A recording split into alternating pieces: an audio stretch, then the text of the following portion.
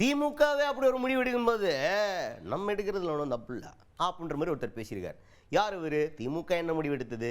இப்போ இதை பற்றி யார் என்ன பேசியிருக்கிறா பார்த்துருவோம் வாங்க. விடுதலை சிறுத்தைகள் கட்சி தலைவரும் எம்பியுமான தொல் திருமாவளவன் அவர்கள் அவர் தான் இப்போ எடப்பாடி பழனிசாமி அவர்கள் வந்து தொடர்ந்து திமுக கூட்டணி மீது ஒரு விமர்சனம் வைக்கிறார். என்னென்னா 4-5 சீட்டுக்கெல்லாம் நடக்க விடுறாங்க, அலைய விடுறாங்க, அப்பயும் அது கிடைக்க மாட்டேங்குது அப்படின்ற மாதிரி அவர் கருத்து சொல்லியிருக்காரு. இதை பற்றி கேள்வி கேட்குறாங்க திருமாவளவன் அவர்கள்ட்ட. உசுப்பேத்தி விடுற மாதிரி தான், உங்களுக்கு கம்மியாக கொடுத்துருக்காங்களே அப்படின்ற மாதிரி குத்தி காட்டுறதுக்கு. அப்படி கேட்கும்போது திருமாவளவன் அவர்கள் என்ன சொல்கிறார் அப்படின்னு பார்த்தீங்கன்னா, திமுக போன தேர்தலில் 170 சீட்டுக்கு மேலே போட்டிட்டாங்க. இப்போ அவங்களுடைய சீட்டில் சில விஷயங்களை தியாகம் பண்ணியிருக்காங்க.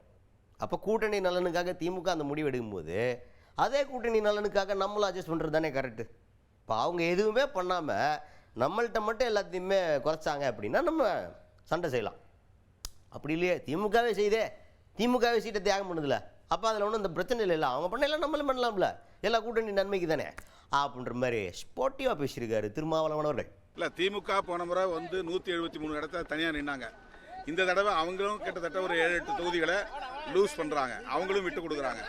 ஆக திமுகவே தாங்கள் போட்டியிடக்கூடிய தொகுதிகளை விட்டு கொடுக்க முன்வந்திருக்கிற போது நாங்களும் விட்டு கொடுக்க வேண்டியது எங்களுடைய பொறுப்பு. திமுக வந்து அதிமுகவை எப்பவுமே என்ன சொல்லும் அப்படின்னு பார்த்தீங்கன்னா பாஜகவுடைய அடிமை அப்படின்னு சொல்லுவோம்.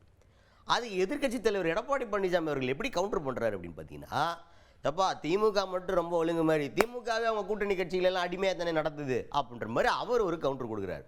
அதை கேள்வி கேட்கும்போது திருமாவளவன் அவர்கள்ட்ட இதை கேட்குறாங்க, என்ன சார் இந்த மாதிரி சொல்கிறாரு அப்படின்ட்டு. அதுக்கு திருமாவளவன் என்ன சொல்கிறாருன்னா, டிப்ளமேட்டிக்கான பதில், திமுக அட்டாக் பண்ணால் நீ திமுகவை பேசு, அதுன்னு திமுக கூட்டணியில் இருக்க கட்சிகளை பற்றி இழிவாக பேசுறது, இதை ஏற்றுக்க முடியாதுல்ல, இது ரொம்ப தப்பு bro, it's very wrong bro அப்படின்ற மாதிரி பேசியிருக்கார் திருமாவளவன் அவர்கள். திமுகவுக்கு அவர் பதில் சொல்லாமல் திமுக கூட்டணி கட்சிகளை அவர் இழிவுபடுத்துறது ஏற்புடையதல்ல. திமுக அதிமுகவை இழிவாக பேசுகிறதா அவர் ஃபீல் பண்ணுறாரு. அப்படின்னா திமுகவை தான் அவர் வந்து விமர்சிக்கணும்.